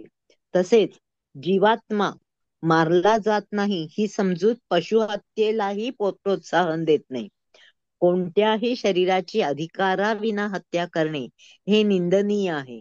तसेच ते राष्ट्राच्या आणि भगवंतांच्या दंड संहितेनुसार निश्चितच दंडनीय आहे. तरीही अर्जुनाला केवळ लहरी खातर नव्हे, तर धर्मतत्वांकरिता हत्या करण्यास नियुक्त करण्यात आले होते. हम्म. हा आपण म्हणजे इथे हे इथे मांसाहाराबद्दल म्हणत होतो, हा तेव्हा आपण त्याच्यातही जीव आहे. मांसाहाराबद्दल बोलतोय हम्म. बरोबर. म्हणजे हे हम्म. कधी सांगितलंय कृष्णांनी? ज्यावेळेला आत्म्याचे गुणधर्म शिकवायला सुरुवात केली की मी शरीर नसून मी आत्मा आहे. हा हम्म. हे ज्ञान देतायत. आता हा 19वा श्लोक आहे दुसऱ्या अध्यायातला. तिथून हो. ही सुरुवात झाली आहे बघा. आणि आता आपण करत करत इथपर्यंत कृष्णांनी असा उलगडा केला की इथे अहिंसेचं काय महत्व आहे, कारण आपण हम्म. बंधनामध्ये बद्ध होतो. आता हम्म. अर्जुनाचा इथे काय संदर्भ घेतला की धर्मतत्वाकरिता हत्या करण्यास नियुक्त करण्यात आले होते, कारण धर्मयुद्ध हे कृष्णांच्या आदेशानुसार लढलं जात होतं. त्यामुळे तिथे कितीही हत्या झाली त्या म्हणजे काय म्हणतात त्या युद्धभूमीवर, युद्धामध्ये. हम्म. तरी अर्जुन त्याचा जबाबदार नव्हता. हे कृष्णांचं म्हणजे आदेश असल्यामुळे तो त्या कर्मफळातून मुक्त होता, कारण तो त्यांच्या आनंदासाठी कार्य करत होता. हम्म. तर म्हणून पहिल्यांदा अर्पण हे कृष्णांना झालं पाहिजे, हे आपल्याला इथे समजून येतं. हम्म. आता म्हणजे 16वा बघू. मांसाहार निषिद्ध. हा मांसाहार पूर्ण निषिद्ध, आणि शाकाहार जरी असला तरी तो कृष्णांना अर्पण केल्याशिवाय खायचा नाही, कारण त्याच्यामध्येही हम्म. बंधन आहे. हा हम्म, म्हणजे हा हम्म. प्रश्न आपल्याला विचारतात बरेच लोक, आम्ही तर हम्म, शाकाहार करतो, आता हम्म. कृष्णांना कशाला अर्पण केलं पाहिजे? तर हा. त्याचं हम्म. कारण हे आहे की जीवोजीवस्य जीवनम हा जरी दिलेला असला तरी त्याच्यात दोष आहे, कारण शेवटी तो जीव आहे आणि आपल्याला कुठल्याही जीवाचा म्हणजे आयु संपवण्याचा अधिकार दिलेला नाहीये. त्यामुळे ते कृष्णांना अर्पण करूनच खाऊ शकतो आपण, अन्यथा आपल्याला बंधन लागतं. हे महत्वाचं हम्म. आहे. आणि आता शेवटी जे मिळतं ते परमेश्वरांनी दिलेलंच मिळतं ना आपल्याला. हो हो बरोबर. आणि आहे उपलब्ध म्हणून गरजेपेक्षा जास्तही त्याचा वापर नको. आता प्राणी हम्म. मात्र हे पाळतात. हो ना, म्हणजे जंगलामध्ये अनेक हरणं जरी समोर असली तरी वाघ एकाचीच शिकार करतो बघा. त्याच्यानंतर तो नाही शिकार करत नाही, तो थांबतो तिथे. हम्म. आजूबाजूला हरणांचा कळप असतो, पण तरी त्याचं पोट भरलेलं असेल तर तो तिथे लक्षही देत नाही. हेही आपल्याला बघितलं, आपण अनेक चित्रांमध्ये असं बघतो. पण हो. मनुष्यामध्ये तसं नाहीये. मनुष्यामध्ये रजोगुण प्रबळ असल्यामुळे समोर उपलब्ध असेल तर तो हम्म. सगळं धान्याचं पोतं आतमध्ये आणून ठेवेल. पण हम्म. प्राणी पक्षी असं करताना दिसत नाहीत बघा. चिमणी कसं समोर किती असेल त्यातला एकच दाणा घेऊन जाईल. हम्म परत येईल, परत आवश्यकतेनुसार ती घेऊन जाईल, ती साठा साठवणूक करून नाही ठेवत नाही. करत. हा. हा, मग साठा ते करणं हा पोती भरून रजोगुण ठेवतो. झाला. हा. अच्छा. आपण लोभ पोती झाला ना. भरून ठेवतो, कोठार भरून हा ठेवतो. हा, लोभ झाला हा. लोभ झाला. गरजेपेक्षा जास्त आहे त्याच्यात समाधान नाही. हे हे माणसाचं लक्षण आहे, रजोगुणी माणसाचं. तर हे आपल्याला समजलं पाहिजे. म्हणजे इथे बघा, आपण प्राणी जीवन काही ठिकाणी आपण म्हणतो ना, मनुष्य सर्वश्रेष्ठ, पण प्राण्यांकडूनही शिकण्यासारखे बरेच गुण असतात. हम्म हम्म. तर हा त्यातला एक गुण आपण म्हणू शकतो, की आपण जसं मुंगीकडून कार्यशीलता शिकतो, मधमाशीकडून कार्यशीलता शिकतो. हो. सतत कार्यशील असतात बघा, हो ना. कधी हो. स्वस्थ शांत बसलेले आपल्याला दिसत नाहीत. तसंच हम्म. वाघ आहे, हिंस्त्र आहे, मांसाहार जरी करत असला तरी आपल्या गरजेपेक्षा जास्त तो अन्न प्रकृतीकडून घेत नाही. जेवढी गरज आहे हम्म. तेवढंच असं. आणि त्या अन्नावरती सुद्धा इतर जण जगतात. म्हणजे वाघाने खाऊन सोडलेल्या अन्नावरती लांडगा, कोल्हा वगैरे असे जीव, किंवा त्यांनी खाऊन सोडलेल्या अन्नावरती गिधाडं. म्हणजे कसं आहे हो. ना, प्रकृतीची रचनाच ती तशी केलेली आहे बघा. आणि हम्म. मनुष्याचं काय असतं की नाही, आपलं म्हणजे माझं केवळ, मग कोणालाच मी देणार नाही. आपण सामावून घेत नाही कोणाला आपल्या ह्याच्यामध्ये. तर हम्म. का होतं? कारण मी माझं स्वामित्व, हा, सगळं मी ह्याच्या मालक, या गुणामुळे, रजोगुणामुळे हे सगळं झालेलं आहे. जिथे हम्म. भगवंतांना स्वामी मानू, सगळं काही त्यांचंच आहे, जसा मला त्याच्यातला काही भाग मिळालाय तसा इतरांना पण मिळणार आहे. हे फरक होतो बघा परसेप्शन मध्येच आपल्या. हम्म. पण हम्म. माताजी, मला एक इथे हा असं क्वेश्चन येतोय. आपण म्हटलं आता हा. साठा करणे म्हणजे लोभ हा गुण झाला, म्हणजे हो रजोगुण. हो. हो. आता साठा करणे म्हणजे इथे आपण धान्याबद्दल बोललो, पण हा आपण इन्व्हेस्टमेंट्स करतो, तर ते पण हा. साठा करणेच झालं ना. आता इन्व्हेस्टमेंट करणं हे ठीक आहे, म्हणजे आपल्या एक मर्यादेच्या बाहेर हा हा. हा. इन्व्हेस्टमेंट करत राहणं, हा. ही हा. पण म्हणजे ही असुरक्षितताच झाली ना. शेवटी बघा, ज्या वेळेला बरेचदा आपण असं बघतो, धनाढ्य व्यक्ती आहे, किती त्याच्या इन्व्हेस्टमेंट असतील, पण त्याला असा असाध्य रोग होतो की पैसा कामालाच येत नाही. बरोबर ना. हा. आणि असंही बघितलं जातं की तो बरं, दुसरी गोष्ट आहे, नुसतीच इन्व्हेस्टमेंट करत राहिली, त्या धनाला काही आउटलेटच दिलं नाही, हा. तर ते दानधर्म स्टॅग्नेट होतं बघा. हा, दानधर्म करायला पाहिजे. हा. दान धर्म करायला हा. पाहिजे, बरोबर. तिथे त्याचं महत्व आहे. म्हणजे जर का एखादा व्यक्ती धनी बनला आहे, हा धनी व्यक्तीचा विचार काय असला पाहिजे, की भगवंतानी मला हे सामर्थ्य दिलंय, हा, हा. हे धन दिलंय, हे सामर्थ्य त्यांची कृपा आहे, तर हा. त्यामुळे हे इतरांच्या बरोबर मी ह्याचा काहीतरी उपयोग करेन, त्यांच्याही वापरासाठी हे वापरेन. जिथे लोभ आणि काम आलं, तो म्हणणार काय, हे केवळ माझंच, कळलं ना. तिथे हो. तो प्रॉब्लेम सुरू झाला, असं आहे. तर त्यामुळे इन्व्हेस्टमेंट करायला हरकत नाही, पण ती इतरांच्या बरोबर देऊन, दानधर्म करून हम्म. आसक्ती त्याच्यावरची कमी केली पाहिजे. हम्म. रजोगुणी व्यक्तीला हेच काम सांगितलंय ना, की जेव्हा तो आसक्ती कमी करण्यासाठी दानधर्म करू लागतो, तर हम्म. त्याची त्या धनाकडची थोडीशी तीव्र आसक्ती कमी होते आणि क्रमशः मग तो सत्वगुणामध्ये उन्नत होऊ शकतो, असं आहे. पण जर का असं त्याने दानधर्म हम्म. केला नाही, तर तो तमोगुणाकडे म्हणजे पतित होऊ शकतो, उलट होईल त्याचं. असं तर बरोबर. दोन्ही गोष्टी सांगितल्या बघा आपल्याला, की हम्म. मिळालेलं सामर्थ्य हे हम्म. चुकीचं नाहीये, पण ते कशासाठी मिळालंय हे आपल्याला वापर केलं पाहिजे. जसं आता क्षत्रिय आहे, रजोगुणात आहे, त्याला शारीरिक बळ पण असतं, बरोबर ना, हो. सैनिक असतो, जवान असतो. हो. आता त्याने त्या गोष्टीचा वापर आपल्या देशाच्या तर्फे इतर शत्रू सेनेवरती वापर केला त्याचा, त्या सामर्थ्याचा, हो. तर ते योग्य मानलं जातं. पण हम्म. तेच वापर त्याने आपल्या घरातल्या व्यक्तीवरती केला, तर तो हा. अयोग्य मानला जातो, हो ना. हा. हो. हा, म्हणजे हेतू काय आहे हा. हे महत्वाचं आहे इथे. आपण अन्नाचा साठा करतो तसं अन्नदान पण करतो ना. हो, हम्म. दोन्ही सांगितलंय ना त्यासाठी. हम्म. आणि ते कसं प्रत्युपकाराच्या भावाने नाही केलं पाहिजे, हो ना. सात्विक दानाचं हेच महत्व आहे. रजोगुणी व्यक्ती दान करेल, जर का त्याने रजोगुणाच्या प्रभावाखाली दान केलं, तर तो काय म्हणेल, की ह्या व्यक्तीने काही काळाने मला हे दान वेगळ्या प्रकारे परत द्यावं, अशी त्याची अपेक्षा असते. किंवा इतरांनी माझं प्रशंसा करावी, पेपरमध्ये, वर्तमानपत्रामध्ये छापून यावं, अमक्या झोपून अमक्या यावं. व्यक्तीने असं हे दिलं, सत्कार्यासाठी दान दिलं, म्हणजे कुठेतरी प्रसिद्धी. असं पण रजोगुणी व्यक्तीचं असतं. सात्विक दान काय आहे? डाव्या हाताचं उजव्या हाताला कळत नाही, असा प्रकारचं जे दान आहे, की पूर्ण शुद्ध हेतूने केलेलं दान, हम्म. की माझं सामर्थ्य आहे आणि मी इतरांना दान करतो आहे, भगवंतांची तशी इच्छा आहे आणि माझं कर्तव्य समजून मी हे दान करतोय. मला काही प्रसिद्धीची इच्छा नाही, प्रत्युपकाराची पण माझी भावना नाही, असं. म्हणजे हे सगळ्यात श्रेष्ठ दान. आणि हे आध्यात्मिक प्रगती घडवून आणायला, जसं मी मगाशी सांगितलं ना, स्प्रिंग बोर्ड सारखं काम करतो, ते त्याची उन्नती घडवून आणेल. असं. पण आता पण कित्येक संस्थांना, शाळांना, सगळ्यांना नावं दिलेलीच असतात ना हो, दानशूर ते लोकांची. रजोगुणीच आहे. ते रजोगुणीच हम्म. दान आहे बघा. ते आध्यात्मिक प्रगती घडवून आणणार नाही. ते हा. तात्पुरता पुण्य फळ घडवून देईल. आपल्यातलं काही धन त्या दुसऱ्या व्यक्तीला दिलं म्हणून हे हम्म. पुण्याचं काम झालं, पण ते भौतिक जगातच अडकवून ठेवेल. कळलं ना? हम्म. असं आहे. त्यामुळे ध्येय काय आहे? परत आपण इथेच येतो बघा. ध्येय भौतिक जगातच गुंतण्याचं असेल तर हम्म. रजोगुण सगळ्यात उत्तम आहे. हा, कारण ते तमोगुण भौतिक जगात अडकायला देणार नाही. तो आपल्याला अजून खाली, म्हणजे प्राण्यांच्या हम्म. योनीमध्ये घेऊन जाईल. पण आपलं ध्येय जर का कृष्ण भावनेमध्ये कृष्ण प्रगती भावना करण्याचं असेल. असेल तर फरक होईल इथे. तर आपल्याला सात्विकतेकडेच आणि सात्विकतेकडून पुढे असं गेलं पाहिजे. हम्म. आता रजोगुण हा मर्यादेत जेव्हा असतो तेव्हा तो उत्तम असतो. हो ना? जसं हम्म. आपण राजाचं उदाहरण राजा बघितलं बघा. हा, बरोबर. होय की नाही? म्हणजे तो सत्वगुणाच्या ती आपली उन्नती करण्याच्या आधिपत्याखाली. दृष्टीने थोडंफार त्याचा हा उपयोग हा, होतो. बरोबर. कारण कुठेही ग्रोथ ही पाहिजेच ना, प्रगती हम्म. पाहिजे, पण ती कशी महत्वाकांक्षा नीतिमत्तेने तिथे झाली हवी पाहिजे. थोडी. हो, तिथे हा, हवीच त्यांना. तिथे हवी. पण महत्वाकांक्षा होत असताना ती अति महत्वाकांक्षा होत नाही, ही मर्यादा कोण सांगू शकतो? सत्वगुणी सांगू शकतो, कारण त्याला ज्ञान आहे आणि त्याने हम्म. मर्यादा जाणलेली आहे. रजोगुणाला मर्यादा येत नाही, त्याचा हा. लोभ असल्यामुळे तो वाहवत जातो, असा ड्रॉबॅक आहे हम्म. त्याचा. तर सत्वगुणी आणि रजोगुणी जेव्हा एकत्र येतात तेव्हा ते खूप व्यवस्थित काम करू शकतात, देशाची खूप भरभराट घडवू आणू शकतात. म्हणजे दोन्ही गुण महत्वाचे आहेत, पण त्यांचं त्यांचं लिमिटेशन पण आहे.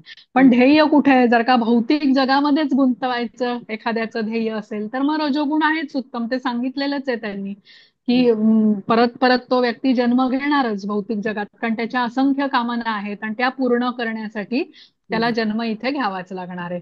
पण ज्याला ह्या भौतिकातून सुटका करून घ्यायची आहे, जन्म मृत्यू जरा व्याधीचं हे जे चक्र आहे ते सगळं त्याने जाणलेलं आहे, की दुःखालय मग शाश्वतम आहेत. सुख जरी मिळाली तरी थोड्या काळ येणारी आहेत, नाहीतर दुःखच दुःख आहे. मग तो व्यक्ती मात्र सत्वगुण, विशुद्ध सत्वगुणाकडे जाण्यासाठी प्रयत्न करतो, असं आहे. पण तिथेही त्याला सतर्क राहावं लागतं, नाहीतर पटकन, जेव्हा आता ज्ञानाचं उदाहरण घेतलं बघा, एखाद्या व्यक्तीला घमेंड आली, मला इतरांपेक्षा ज्ञान आहे, तर क्षणी तो रजोगुणातच आहे, मी श्रेष्ठ, रजोगुणाचं अहंकार. लक्षण आलं. हा, हो अहंकार. ना, अहंकार, अहंकार. किंवा खूप झालं बाबा वाचून, खूप ज्ञान मी आता प्राप्त केलं, आता काय मला घेण्याची गरज नाही, म्हणजे आळशी झालो, झाली तमोगुणाकडे वाटचाल. म्हणजे सतर्क कायम, कारण प्रकृती आहे ना, सावधानी हटी दुर्घटना घटी. हे हम्म. सगळ्या प्रकृतीचं लक्षणच आहे. म्हणून आपल्याला कृष्णांच्या बरोबर जोडून घेणं हे प्रकृतीमध्ये अत्यंत आवश्यक आहे. जेव्हा आपण रजोगुणी असूनही कृष्णांच्या बरोबर जोडून घेतो तेव्हा कृष्णही आपल्याला सहायता इंद्रिय संयमनासाठी करतात. आणि हम्म. सत्वगुणाकडे आपली वाटचाल होऊ शकते. कृष्णांची कृपा रजोगुणीवर झाली म्हणजेच तो गुरुची व्यवस्था झाली ना, भेट झाली गुरुची, ही कृष्णांनी हम्म. केलेली कृपाच आहे, नाही तर होणारच नाही बघा, असं आहे. कुठल्याही स्टेजला तमोगुणी जरी असेल तरी कृष्ण भावना जर का त्याने स्वीकार केला तर तिथे कृष्ण, जसं आपण ते कृष्ण मदत उदाहरण बघतो ना, करतात. मदत मदत करतात. करतात. हा, कारण ते आपण 13व्या अध्यायात तो पिक्चर जे बघितलं होतं ना, दोन पक्षांचं, हो. जीवात्मा आणि परमात्मा, तिथे बघा कुठे असं म्हटलं नव्हतं की तो जीवात्मा कुठल्या गुणामध्ये. बद्ध जीव म्हणजे तो सत्वगुणी पण असेल, रजोगुणी पण असेल किंवा तमोगुणी पण असेल. हा, हम्म. बद्ध जीव आहे आणि तिघांनाही परमात्मा वाट बघत असतो की एकदा माझ्याकडे बघेल मग मी पुढचं कार्य करतो. हा, हम्म. असं आहे. हा महत्व आहे कृष्णांसाठी. बद्ध गुण, हा बद्ध जीव हा एक समान आहेत, कारण ते समहा सर्वेषु भूतेषु आहेत, सगळ्यांकडे सुहृदच आहेत. त्यांच्यासाठी बद्धजीव हा एकच मानला जातो. हा सत्वगुणात आहे, हा रजोगुणात आहे, तमोगुणात आहे, असा भेद कृष्ण करत नाही. फक्त माझ्याकडे तुम्ही बघा हे त्यांचं म्हणणं असतं. तो ते हात बघितलं दिलेल्या गोष्टीत ते पण चित्र खूप छान होतं. बोलकं चित्र होतं, परमेश्वर हात अर्थपूर्ण. देतायत. तेच हा, ते हो हो, परमेश्वर हात तो देतायत. मनुष्य लटकलेला असतो, हो ना. मनुष्य ते लटकलाय तर तो. खूपच अप्रतिम हे ते ते म्हणजे जास्ती ते. बोलकाय चित्र. हो हो, अगदी. आणि किती मनुष्य जन्माचं प्रतीक दिलेलं आहे ना, त्या 2 हो थेंबासाठी तो मनुष्य अडकलेला हो आहे तिथे. अगदी. मग आणि केवढ्या यातना भोगतोय, म्हणजे इतकी असुरक्षितता आहे. तो झाड हलवतोय, खालती हत्ती हे खाली आहे. सर्प आहेत. तरी तो हम्म. म्हणजे काय, अगदी आंधळेपणाने म्हणतात तसं त्या 2 थेंबासाठी तो धोक्यात हो घातलंय त्याने जीवन. खरंच. नाही, त्याच्यात परमेश्वर हात देत आहे त्याच्याकडे पण लक्ष नाहीये, म्हणजे लक्ष एवढे हाल नाहीये अपेष्ट आहेत मग. तरी. हो ना. पण म्हणजे खरं आहे तिथे ना, आपल्या म्हणजे ह्या. डोळ्यावर झापड असते अशी, नाही का? हा, अगदी अगदी. मग हे आपण सर्व बद्धजीव का म्हटले जातो, हेच आहे ना. कृष्ण किती हम्म. संधी आणतात बद्ध. बघा. हा, पण ते किती संधी कळतच नाही आणतात. आपल्याला. कळतच नाही, त्या कळतच नाही, संधीचा लक्षच आपल्याला नाही ना. हा हा, ही संधी आहे आपलं त्याचा उपयोग करायचा ज्ञान आपल्या लक्षात नाहीये. हा, ज्ञानच नाही तेवढं ना, ज्ञान अगदी. पुरत. इंद्रिय तृप्तीमध्येच तो व्यक्ती म्हणतात तो एवढा व्यग्र असतो स्वामित्व गाजवण्यामध्ये म्हणा, माझं माझं करण्यामध्ये, की हम्म. या संधीकडे त्याचं चुकूनही लक्ष जात नाही. आणि ज्याचं लक्ष जातं त्याचा मार्ग बदलतो मग, हम्म. असं आहे. हम्म. हम्म. चालेल, आता 17वा बघू आपण. हो. हरे कृष्ण. हा. हरे कृष्ण. सत्वात् संजायते ज्ञानं रजसो लाभ एव च प्रमादमोहौ तमसो भवतो ज्ञानमेव च. हरे कृष्ण. हरे कृष्ण. सत्वगुणापासून वास्तविक ज्ञान उत्पन्न होते, रजोगुणापासून लोभ उत्पन्न होतो आणि तमोगुणापासून प्रमाद, मोह आणि अज्ञान उत्पन्न होते. हरे कृष्ण.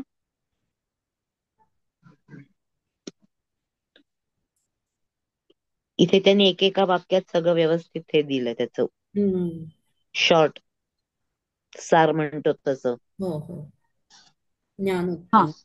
आता आपण समजून घेतलं की म्हणजे या गोष्टी आता आपण तिघांचं समजून घेतोय. 3 गुणांमधला लक्षणं कशी असतात बघा.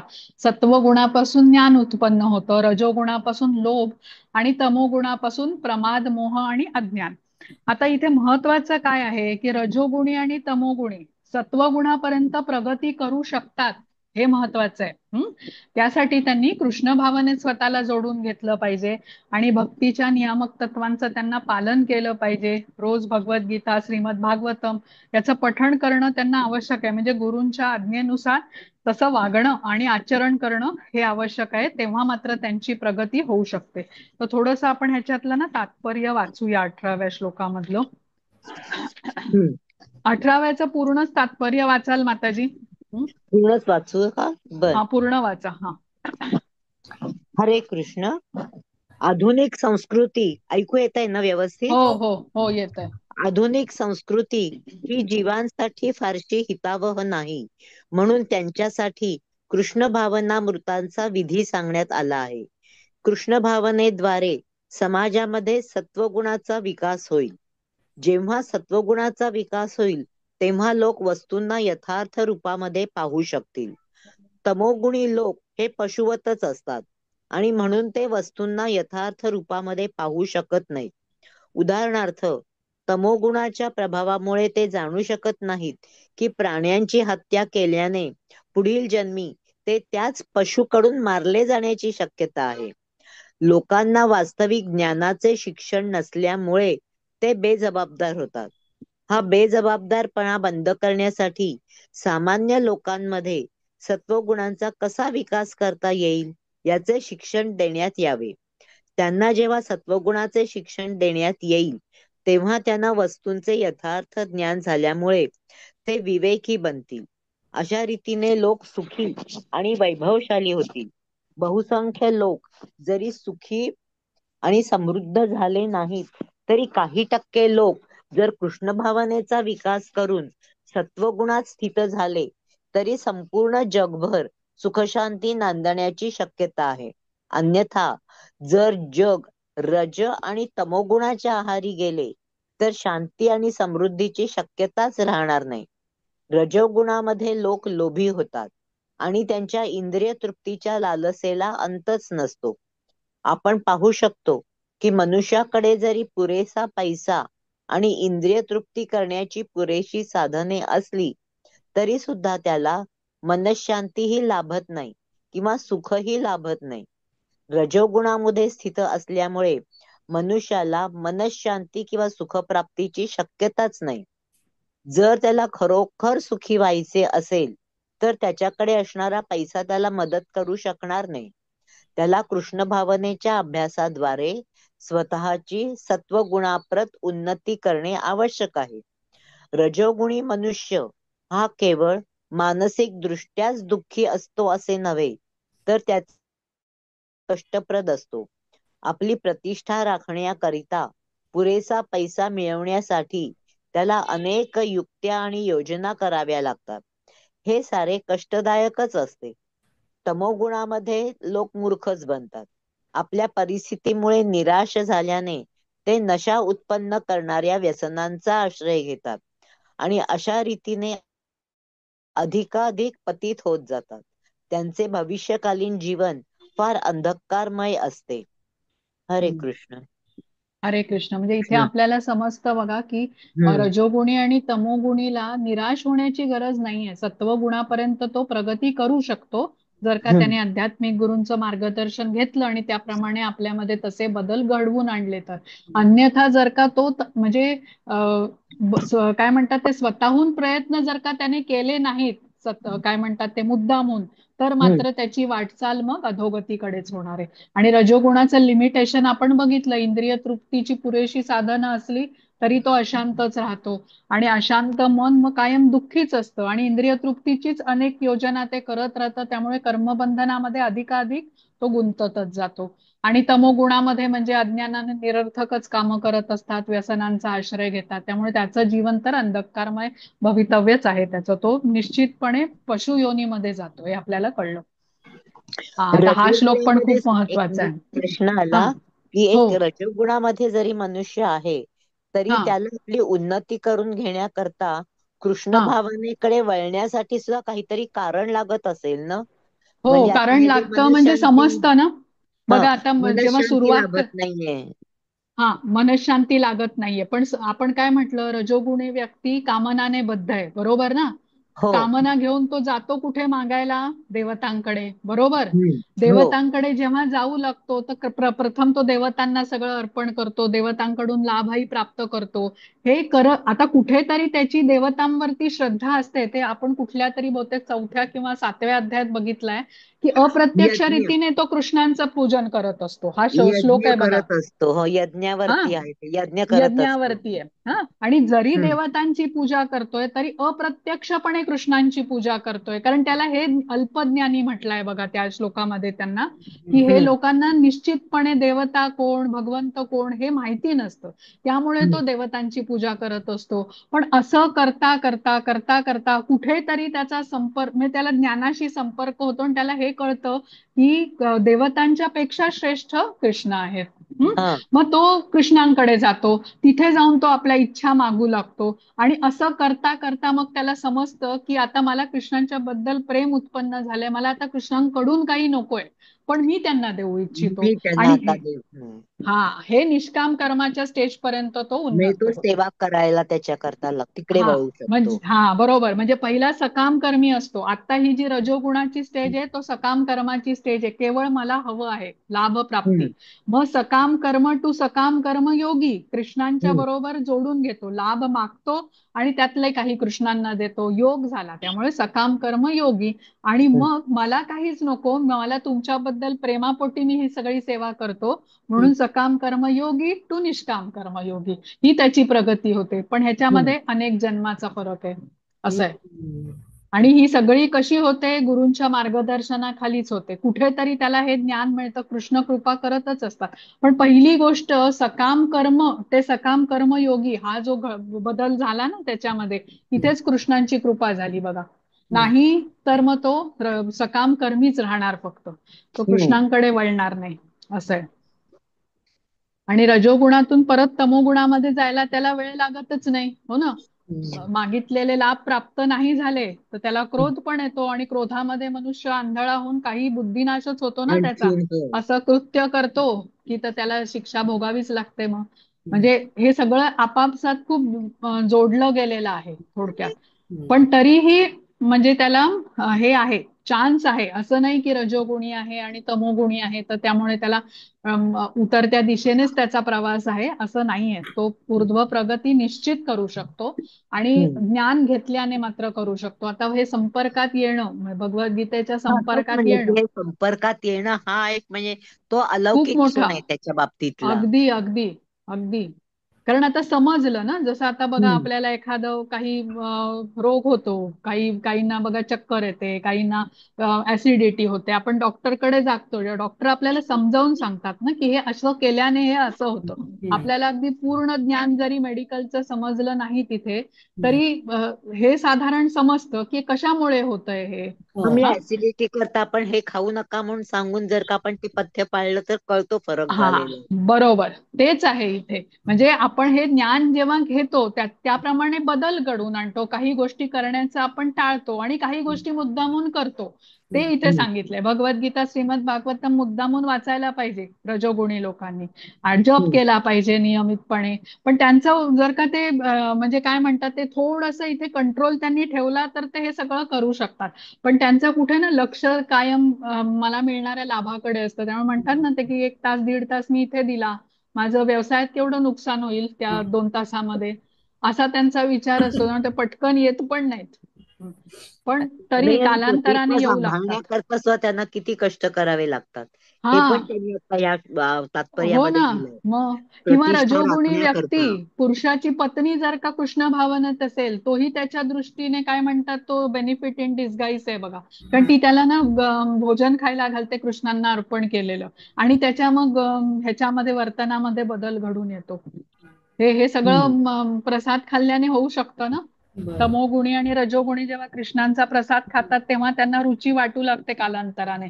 म्हणजे विरोध करत नाहीत मग ते हम्म. भगवद्गीतेचंही कधीतरी ऐकतील, आणि एकदा ऐकलं की पुढचं सगळी वाटचाल कृष्ण सांभाळतात ना. आपलं काय आहे इथे, आपण काहीच करू शकत नाही बघा. आपण हेल्पलेस आहोत.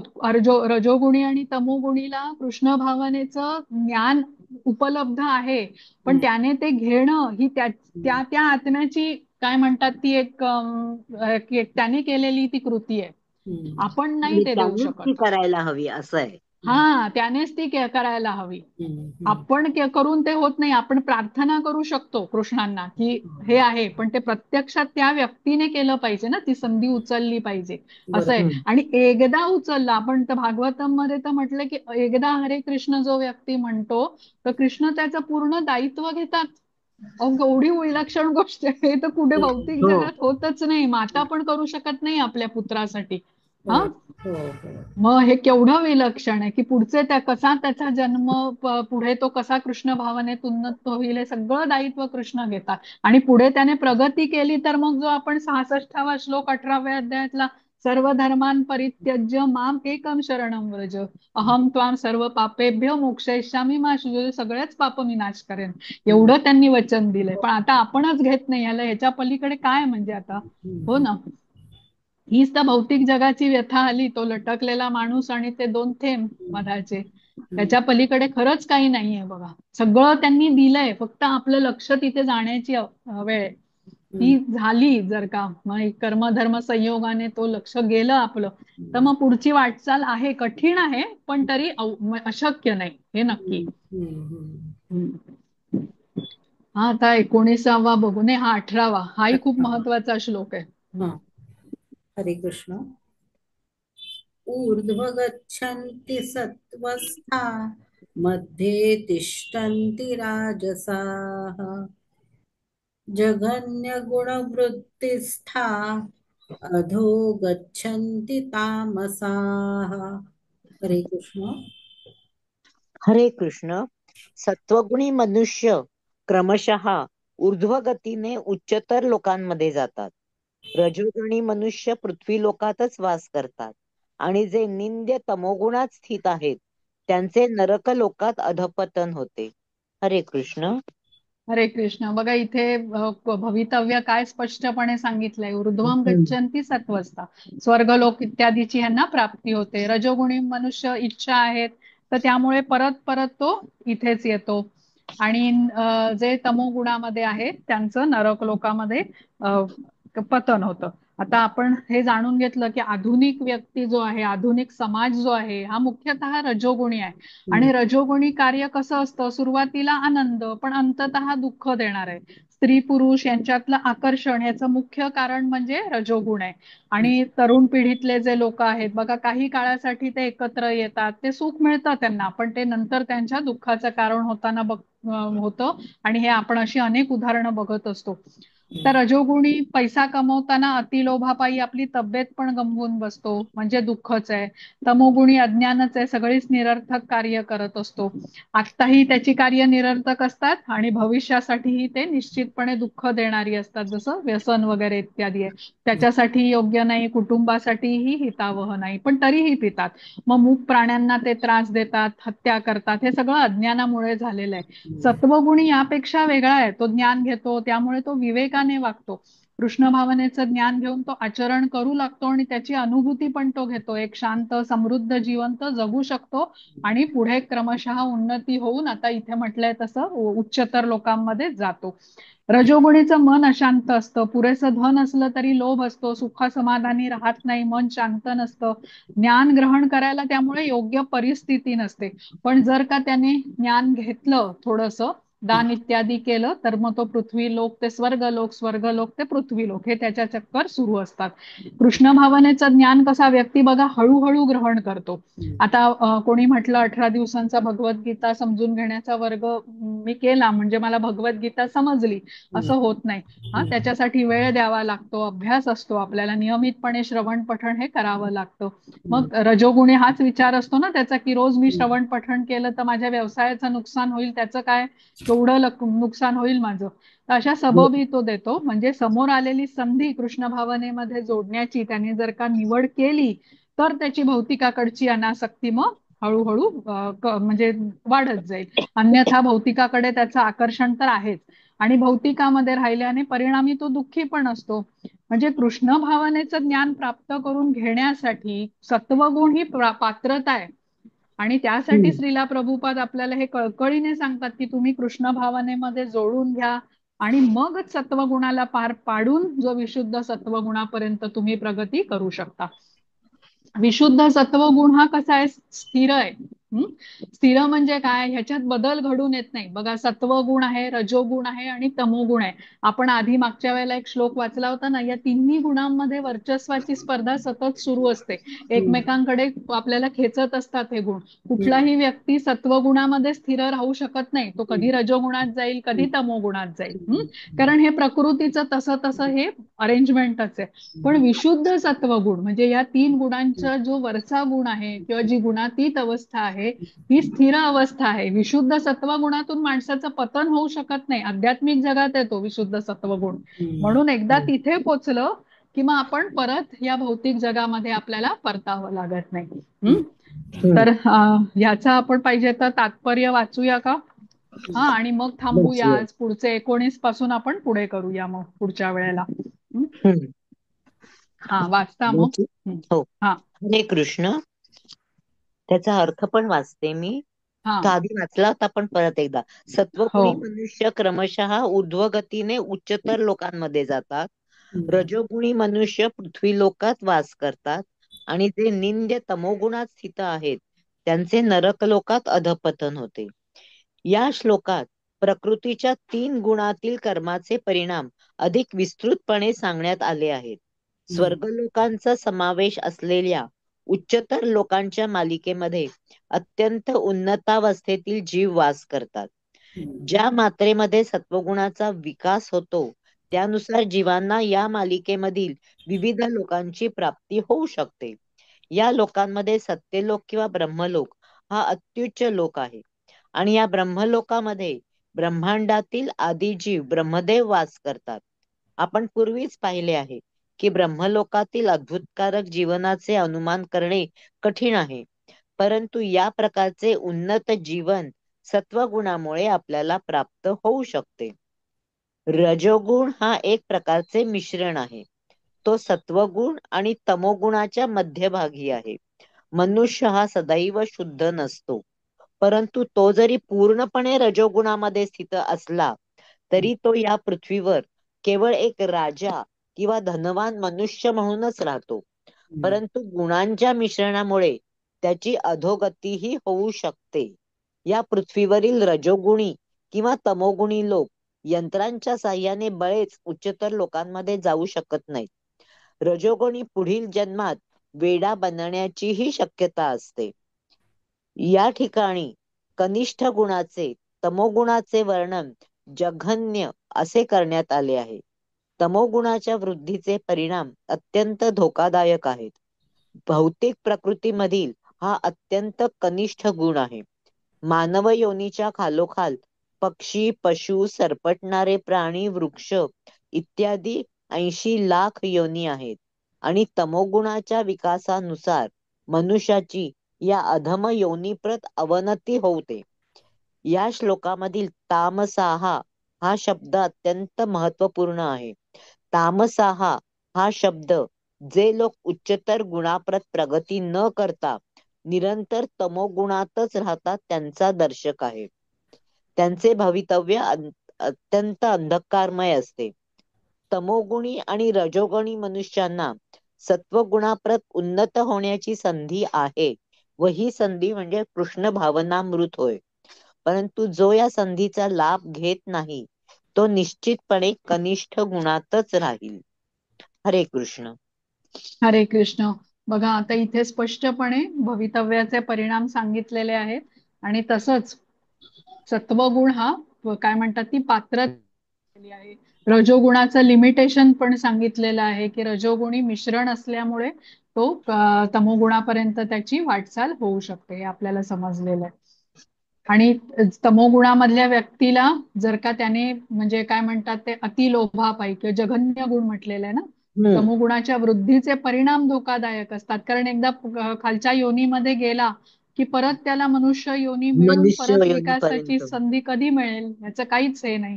तर त्यामुळे मग त्यांच्यासाठी हे खूप काय म्हणतात ते धोक्याचीच सूचना इथे कृष्णांनी दिलेली आहे. आता आपल्याला हे स्वातंत्र्य पण दिलेलं आहे की आपण ज्या प्रकारे आपला संघ ठेवू, काय आपण ऐकू, त्याप्रमाणे काय आपण खाऊ, म्हणजे ह्या सगळ्या गोष्टींचा परिणाम होत असतो. आपला कुठला गुण आपल्यावरती प्रभाव टाकणार या गोष्टींच्यासाठी. तर त्यासाठी कृष्ण भावनेमध्ये जोडून घेणं, भक्तांचा संघ ठेवणं आणि भगवद्गीता, भागवतम या गोष्टींच्या बरोबर जोडून राहणं हे मनुष्यासाठी हितावह म्हटलंय. कारण त्याने आपला सत्वगुण टिकायला मदत होते. अन्यथा मग आपण या सगळ्या प्रकृतीच्या 3 गुणांच्या प्रभावाखाली येऊन मग पतनाचा धोका आपला अगदी खूप प्रबळ होतो. इथे मी रेकॉर्डिंग थांबवते आता.